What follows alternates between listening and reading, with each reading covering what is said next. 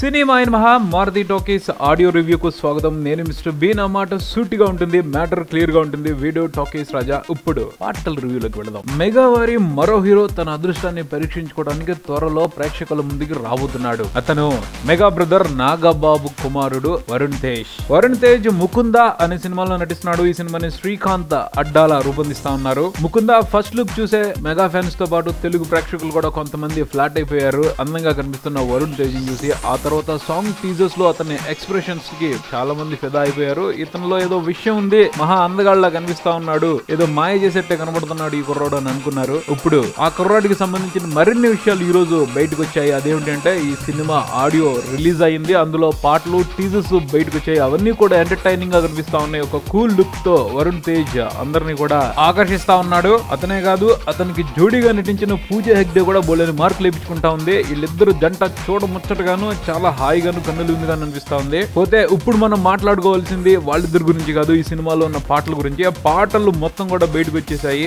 విన్న తర్వాత ఒకటే ఫీలింగ్ కలుగుతుంది, క్లాస్ గాను క్యూట్ గా ఉన్న పాటలు వినపడతా ఉన్నాయి ఈ ఆల్బమ్ లో అనేసి. మికీ జే మేయర్ తనదైన శైలిలో తన మార్క్ ని ఎక్కడికక్కడ ప్రెజెంట్ చేస్తూ శ్రీకాంత్ అడ్డాల ఫీలింగ్స్ అన్నింటిని కూడా ఈ పాటల్లో పెట్టి రూపొందించినట్టు అర్థమవుతుంది ఈ ఆల్బమ్ ని. ఈ సినిమాలోని అన్ని పాటలను కూడా సీతారాం శాస్త్రి గారు రచించారు. అన్ని పాటలు కూడా సాహిత్య విలువలు అద్భుతంగా కనిపిస్తా ఉన్నాయి. ప్రతి పాటలోనూ సీతారాం శాస్త్రి గారి శైలి కొట్టొచ్చినట్టు కనబడతా ఉంది. మంచి మంచి పదాలను వాడుతూ సినిమా కథలో ఉన్న ఇంటర్నల్ పాయింట్ ని, అలాగే సినిమాలో కనిపించిపోయే ఫీలింగ్ ని ప్రేక్షకులకి ఎక్కించే ప్రయత్నం చేశారు అనిపిస్తా ఉంది. ఈ ఆల్బమ్ మొత్తం విన్న తర్వాత ఈ సినిమా ఒక చక్కటి రొమాంటిక్ ఎంటర్టైనర్ అని తప్పకుండా ఫీలింగ్ కలుగుతుంది. ప్రేమ, స్వచ్ఛమైన రొమాన్స్ ఈ పాటలో అనువునుగా కనిపిస్తా ఉంది. ఓవరాల్ గా పాటలన్నీ విన్న తర్వాత సినిమా కథకు అనుగుణంగానే ఈ పాటలన్నీ కూడా తీర్చిదిద్దబడ్డాయి అని అనిపిస్తా ఉంది. అంటే మనసు పెట్టి వింటే ఈ సినిమాలో కథలో ఏదో ఒక గొప్పతనం ఉంది, ఆ కథను చెప్పుతున్నారు ఈ పాటల ద్వారా అని చెప్పేసి అర్థమవుతుంది. అలా కాకుండా ఇండివిజువల్ గా ఈ పాట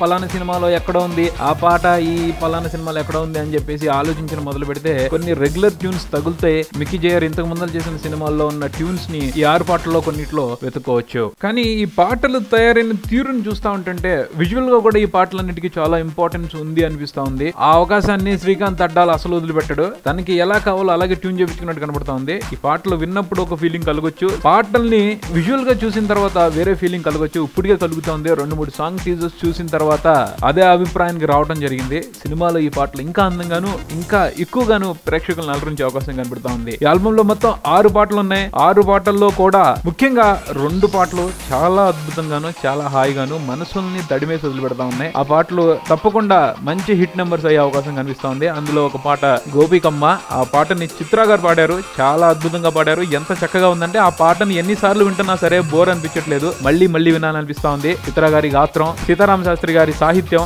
మిక్కీ చాలా బాగా ట్యూన్ చేశాడు. అలాగే విజువల్ గా కూడా ఆ పాట సూపర్ గా ఉంది. అలానే మరో పాట నందలాల, ఈ పాటని శ్వేత పండిట్ పాడారు, ఆవిడ కూడా చాలా హాయిగా పాడారు. ముఖ్యంగా పల్లవి ఎంత చక్కగా ఉందంటే అందరూ కూడా హమ్ చేసుకుంటూ ఉంటారు. అది ఒక ట్రెండ్ అయ్యే అవకాశం అయితే కనబడతా ఉంది. సీతారాం శాస్త్రి గారు ఇందులో కూడా చాలా చక్కటి సాహిత్యాన్ని గుదిగిచ్చారు. ఓ అమ్మాయి ఆమె ప్రేమికుణ్ణి శ్రీకృష్ణుడితో పోల్చుకుంటూ అతన్ని తలుచుకుంటూ పరవశించిపోతూ చక్కగా ఈ పాట పాడుకుంటుంది అన్న మీనింగ్ ని ఇందులో చూపించారు సీతారాం శాస్త్రి గారు. పాటలో ఒక తెలియని ఫీలింగ్ ఉంది, అది మాత్రం అందరినీ హంట్ చేసిద్ది. సినిమాలో విజువల్ గా శ్రీకాంత్ ఇంకా ఎలా తీసాడో ఊహించుకుంటుంటేనే కొంచెం తెలియని ఆనందం, ఉత్సాహం కలుగుతా ఉంది. తప్పకుండా ఈ పాట ఒక మంచి పాటగా నిలిచిపోయే అవకాశం కనబడతా ఉంది. ఈ 2 పాటలు కాకుండా మిగతా 4 పాటలు రెగ్యులర్ గానే అనిపిస్తా ఉన్నాయి. కాకపోతే బోర్ అయితే అనిపించట్లేదు, వింటున్నంతసేపు హాయిగానే ఉన్నాయి. బేసిక్ గా ఇది ముకుంద సినిమా పాటలకు సంబంధించిన రివ్యూ. ఆల్బమ్ అయితే హిట్ అయ్యే అవకాశాలు కనబడతా ఉన్నాయి. సినిమా విడుదలైన తర్వాత ఇంకా ఎక్కువ ఇంపార్టెన్స్ వస్తుంది ఈ పాటలకి. అది సంగతి. మరో ఆడియో రివ్యూతో మళ్ళీ కలుద్దాం. Keep watching Maruthi Talkies. From Talkies Raja. Thank you.